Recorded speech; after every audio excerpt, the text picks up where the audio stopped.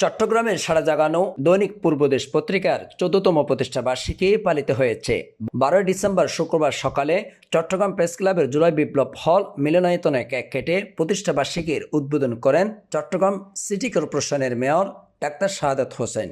পত্রিকার জিএম কামরুল ইসলাম হোসাইনির সভাপতিত্বে ও নির্বাহী সম্পাদক আবু মুশাররফ রাসেলের সঞ্চালনায় এ সময় অনুষ্ঠানে উপস্থিত থেকে বক্তব্য রাখেন চট্টগ্রাম প্রেস ক্লাবের সভাপতি জাহিদুল করিম কোসি, চট্টগ্রাম মেট্রোপলিটন সাংবাদিক ইউনিয়নের সভাপতি মোহাম্মদ শাহনেওয়াজ, বিএনপির মনোনীত প্রার্থী আবু সুফিয়ান, ইসলামী ঐক্যজোটের চেয়ারম্যান মুফতি ইজাহারুল ইসলাম।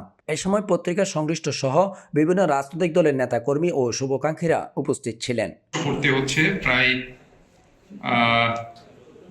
13তম বর্ষপূর্তি আর 14 বছরে যে পা রেখেছে সেটা আসলে বিশাল একটা অর্জন পূর্বদেশ পত্রিকার। বিভিন্ন সমস্যা পেরিয়ে এই পত্রিকাটি যে এখনো তারা তাদের মান ধরে রেখেছে, সেজন্য আমি ওনাদেরকে আন্তরিকভাবে ধন্যবাদ জানাচ্ছি। তো কিছু এই ফ্যাসিস্টরা মাথা চাড়া দিয়ে উঠতে যাচ্ছে, এদের বিরুদ্ধে আপনাদেরকে সবাইকে সোচ্চার থাকতে হবে।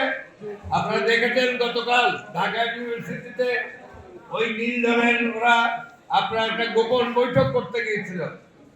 সেখানে ঢাকা ইউনিভার্সিটির সচেতন ছাত্ররা তাদেরকে প্রতিহত করেছে।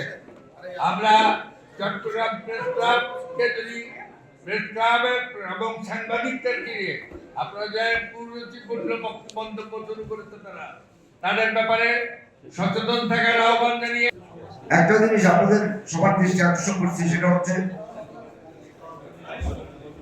আমরা জিওপলিটিক্যাল যে ইন্টারেস্টটা বলি, জিওপলিটিক্যাল ইম্পর্টেন্সটা বলি, এই জিওপলিটিক্যাল ইন্টারেস্টে